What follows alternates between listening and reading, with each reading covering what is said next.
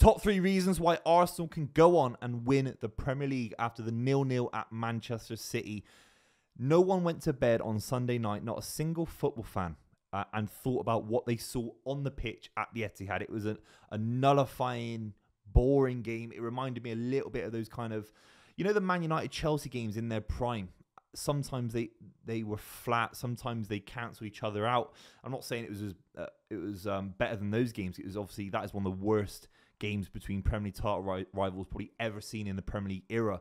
But what I'm trying to say is sometimes we do see these kind of performances where two sides cancel each other out. It was a terrible performance, but it was a huge result for Arsenal. It really, really was. And there are 3 things I took away from the result more than the performance for Arsenal, where you can definitely say that they are the best side in Europe at the moment on form. I know they're not currently top of the Premier League table, of course not, but the way they've gone about, especially the Fulham and West Ham results at the turn of the new year, they are a new side. They are reborn. They remind me very much of Man City when Guardiola would lose a game.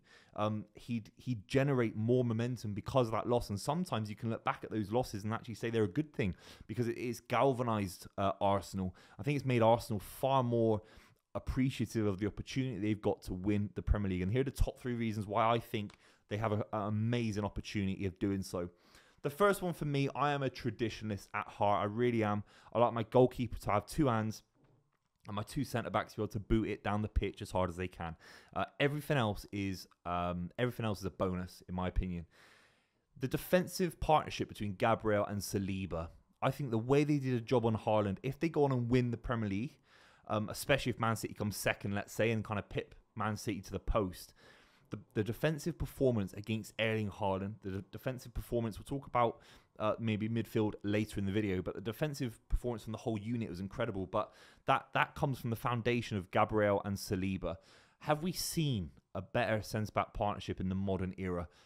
The issue, you know, as a Man City fan, the issue would be Diaz and Stones. There's a lot of injuries and a lot of change. I'd say Ruben Diaz is better than both those centre-backs on his day, but he hasn't had a regular partner in a similar way to Gabriel and Saliba. These guys have got a chemistry, they've got a relationship. They remind me of John Terry and Carvalho, Rio Ferdinand and Vidic. Obviously, they're much younger. Obviously, they haven't achieved in the sport yet. But the way they're both playing, the way they've been cultivated by Arteta, obviously Saliba spent time out on loan. Gabriel, for a large part of the time at Arsenal was kind of the make weight, and kind of players came in and out, and he was kind of always the number 1 kind of pick. And then Saliba came back last season, was absolutely instrumental until he got injured. Gabriel's been this kind of mainstay.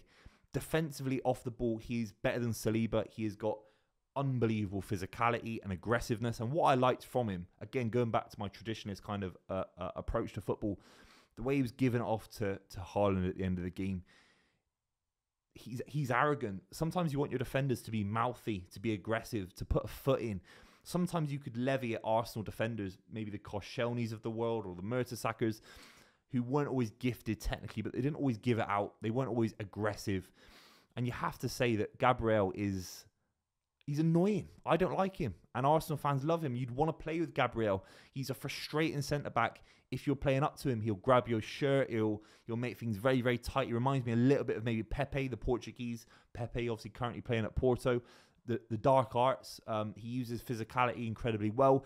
He's never running backwards, sprinting. He's never kind of out of position. He's always got everything in front of him. Everything's quite easy and it looks slow around Gabriel. Players look slow around him. That's down to his incredible athleticism, of course. But he's a top level centre-back. And we have to talk about these two being the best balanced partnership in European football. Surely. I put them above the Real Madrid centre-backs 1,000,000%. And maybe on technical level, not close to maybe Stones and Diaz on their day, just because of what those players have achieved already in the game. But they're not far off, and they've got a consistent relationship now, a partnership where we couldn't see that partnership last season. We couldn't see it because of injury. Saliba as well, he is a Rolls Royce on the ball. And if you're keeping a clean sheet at the Etihad, if you're stopping Man City scoring for the first time since 2021, we're talking COVID days. Every game since then, Man City have scored at home. Obviously, most of those wins, a lot of draws, and a few losses. And Arsenal go out there and keep a clean sheet. So if they go on and win the Premier League, like most, the most Chelsea sides that have won the league, and City sides and United sides, Obviously, the great Arsenal side with Tony Adams, etc. The final 10 games usually are built upon a relationship of stability between the centre-backs. And that's exactly what Arsenal have. If they stay fit from now until the end of the season, I think that will take them over the line above Liverpool, because I think Liverpool have got rotation in that centre-back situation that might be a bit of an issue. And they've got, obviously, European games as well. Quansah is a very young player to be brought in for some of these games, no doubt about it. The second factor has to be, we have to look at the results that Arsenal have now shown us in the last few years in this season. Again, the result of 0-0 at Man City, I've just talked about it. They've stopped Man City scoring at home. That is a result unto itself.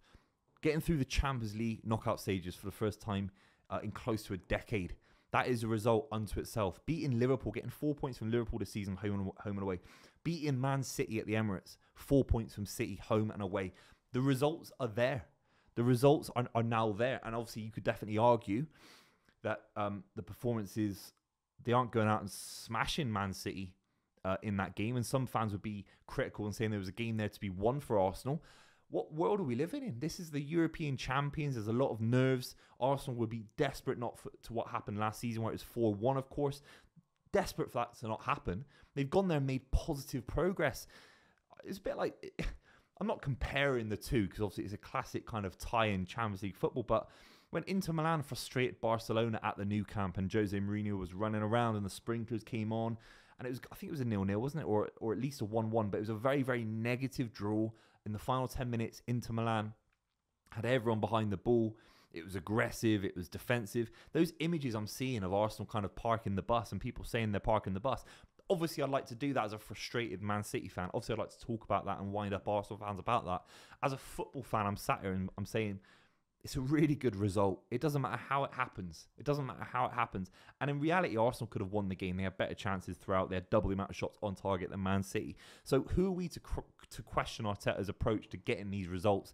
Maybe a diehard Arsenal fan could say, well, it's not the Arsenal way. It's not the Invincibles way of playing, for example, or the 98 double winners that were so good on the ball.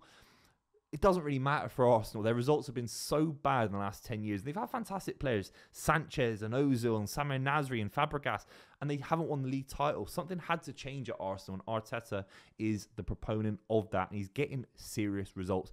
The third thing that we have to talk about is the midfield of Declan Rice. I'm probably the #1 Declan Rice fan on YouTube. I really am. I know I was gutted when he didn't join Man City. And obviously I questioned if he was able to join a big side like Arsenal and add goals to his game, add kind of this leadership aspect to his game. He absolutely is, 1,000,000%. Now, obviously, he didn't contribute going forward for Arsenal in the game. He wasn't able to, but he was doing an incredible job. I've not seen a limitation of space in midfield like that for a very, very long time. And again, you can call it parking the bus, or you can say it's being compact and it's being very, very positionally aware.